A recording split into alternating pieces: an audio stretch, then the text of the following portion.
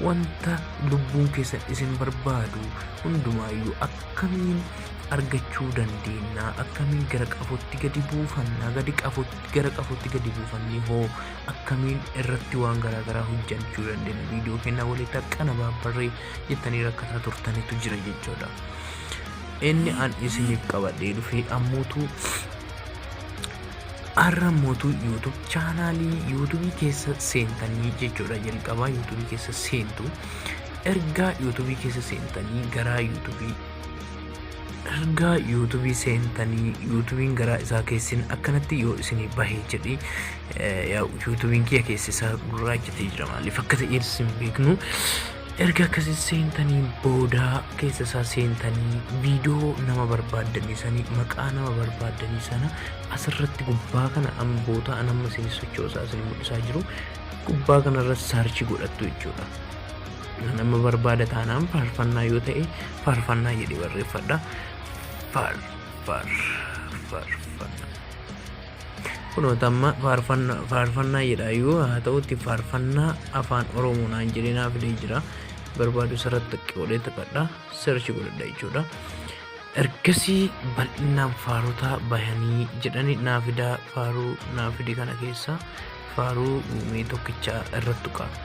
Isa kanarratti haa tuqadhu. Yoo tuqadhu ergaa akkana inni naaf fidee ka'een booda akkana naaf fida beeksisa waan natti agarsiisuu fi beeksisa dhamee jira waan ta'eef erga inni akkana natti agarsiisee jedheetii hoo an maal gochuu qabaa kan jedhu namoonni baay'een keessanii ijoolleen baay'een jechuudha. Meeqaasti asirraa baasuu didee namoonni baay'een keessanii ijoolleen baay'een keessan jechuudha.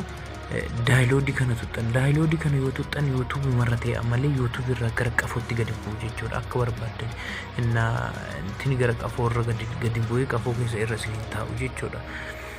Erga akkasii seentanii jettanii daayiloodii kana hin tuttanii hundi isan tuqina.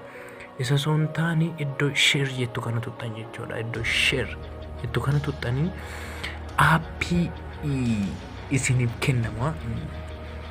Aappii isiniif kennamu buufattanii jechuudha.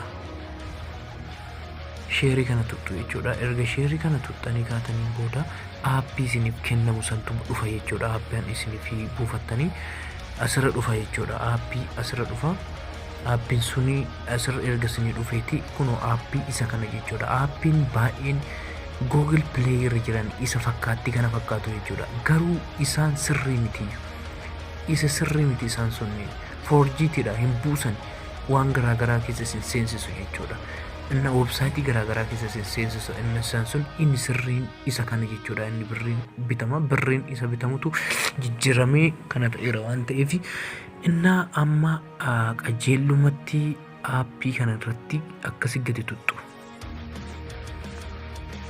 Erga aappii kana irratti tuttanii aappiin akkanatti isinii fida geessisaa jechuudha. Akkanatti isinii fida yoo barbaade akkana isinii fida jechuudha. Yoo inni akkana isinii fidee jedhee yoo faaruu sana yoo yookiin sirba wanta barbaadan sana yoo aadiyoon buufachuu barbaadanii kan jalqaba muuziqii kan jedhu kana jala jira jechuudha. Jecha muuziqii jedhu kana jalatti irratti tuttanii buufattan. Inni sadaffaan ammootu viidiyoo yoo buufachuu barbaadan jecha viidiyoo jedhu kana irratti buufattanii meegaabaayitii isaa kunoo asitti addaan baafattan jechuudha. Xirratti bareeda ta'e waan mul'atu jettanii meegaabaayitii isaa sarara meeqa qaba? 1 2 3 sarara 3 miti yoo isin tole viidiyoon sun bareeda yoo ta'e sarara arfaffaa kana irratti buufattu jechuudha. Meegaabaayitii 12.74 sarara arfaffaadha waan ta'eef isarratti tuttanii buufattu. Erga isarratti tuttanii kaatanii asitti asirratti diimaa godhattu jechuudha. Asitti akka godhattan akkasitti yoo inni akkana diimatee jedhe jecha daayiloodii jettu kana tuttan. Jecha daayiloodii jettu kana gadi tuttu jechuudha. Yoo isa tuttanii yoo jettanii bootaa kana kun akkana qoxxaruu jalqabu. Amma fixinatti adda ta'een gadi buusaa jira aappiin kun. Waaw baay'ee bareeda. Indoomi keessan kana lama ta'uu danda'a. Gizee tokko lamaanuu dhumachuu danda'a keessan jechuudha. Kiyya daataan sirrii miti waan ta'eef kana iyyuu turaara malee. Ergasii ammootu YouTube duuba deebitu jechuudha. Asuma tuttanii duuba deebitu. Yoo duuba deebitanii garaan aappichaa keessi isaa kana fakkaata.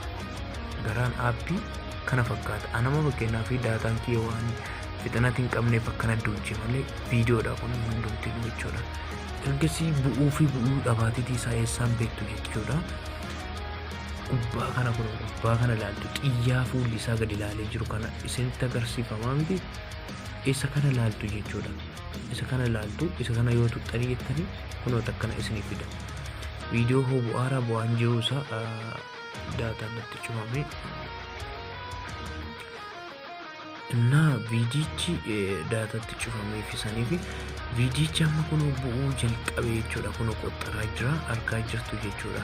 Meegaabaaytii 2 agas jedhaa jira akkana jechuudha. Ilakkatti fixnatiin baay'ee amma nuyyuu kiyyaayyuu daataan sirrii miti ta'ee akkana fixnatiin fiigee dafee bu'aa jira. Keessan kana lama ta'a yoo waayifaa sirrii bareedaa qabaattan. Inna isa kana fakkaata jechuudha. Kanaan duubattillee aappichuma natsaa osoo yuutuubii keessan seenanii aappima kana bichaarraan duufachuu hin dandeettan waan barbaaddan qabinu jechuudha. Yuutuubii keessas illee seenuu dhiiftanii aappicha asirratti tuttu, aappicha irra gadi tuttu jechuudha. Yoo tuttanii jettanii aappichi garaa isaa keessi kana fakkaata. Viidiyoota garaagaraa viidiyoo faranjoota naamni kanneen isin fiduu danda'a. Isaan alallee isin maal gootu? Yoo faarfannaa barbaadan, yoo sirba barbaadan, fiilmii yoo barbaadan maqaa fiilmicha saniitii fi maqaa faarfannaa sanii gubbaa kanarra barreessitu jechuudha. Kun search gootan. Anuma fakkeenyaa fi maqaa nama barbaadu yookiin maqaa fiilmii yookiin diraamaa yookiin faarfannaa ta'uu waan garaagaraa ta'u barbaadu sana as tuqa jechuudha. As tuqa faarfannaa jedhee barreeffadha. Faarfannaa yookiin ammoo maqaa nama yuutuubii barbaadu san barreeffadha. Faarfannaa yoo jedhee kunuuti inni nuu naa fida yoo faarfannaa ta'e faarfannaa haaraa bara 2015 naan jedha ishii jedhaan. Inna akkana gadi naa tarreessa jechuudha. Faarfannoota hunduma isaanii jechuudha. Isin kana keessaa olooftanii faarfannaa barbaadanii maqaa faarfannaa barbaadanii sanis nama faarfannaa barbaadanii sanis search godhachuu hin dandeettan. Oloofee yoo inni jedhee atammoo maal gootaa amma fakkeenyaaf kana yoo buufachuu barbaade kanarra gadi tuqa jechuudha. Erga kanarra gadi tuqee ka'een booda iddoo xiyya gadi ilaalteetu kana tuttu. Xiyya fuulli isii gadi ilaale kana tuttu jechuudha. Xiyya fuulli isaa gadi ilaale kana tuttu. Erga tuttanii booda akkanatti isin fida. Maal mircha inni asirra isinii kenne maalidha? Aadiyoon buufachuu barbaaddaa siin jedha. Muuziqii aadiyoodha muuziqiin. Viidiyoodha kun. Viidiyoo yoo buufachuu barbaadanii asitti dhuftanii as kana kajalaa kana maxxarattanii sarara arfaffaarra dhooftan. Aadiyoo yoo ta'e maxxarattanii kan jalarra dhumaa kanarra dhooftanii achiin booda isarra akkanatti gadi tuqattanii kaatanii deebitanii aadiyoo daayiloodii kana tuttu jechuudha. Daayiloodii jettan yoo daayiloodii tiksti kan jettu kana dhiistanii duuba deebitan bakka duuba deebitu akkasiin akkas ta'eeti.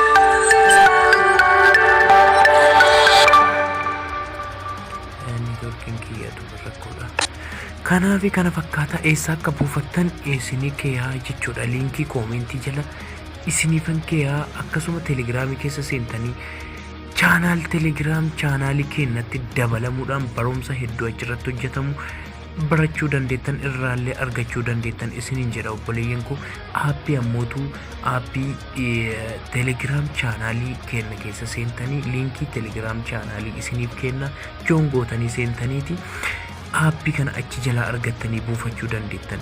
Achiinis wal qarqaaruudha waan ta'eef achi keessa seentanii aappii garaagaraa hojjechuu fi waan garaagaraa irratti qopheessaa waan jirruufi kanaaf hundumti keessanuu liinkii teelegiraamichaa koomentii jalqabaarra isiniif kenkeeyaa yookiin diskiripshinii jala tuqxanii seentanii aappii kana achi jalaa haala salphaa ta'een buufattanii itti fayyadamuu hin dandeettan jechuudha. Aappichi yeroo teelegiraamichi yoo dhuftan jettan akkatti isinii bahu kana fakkaata.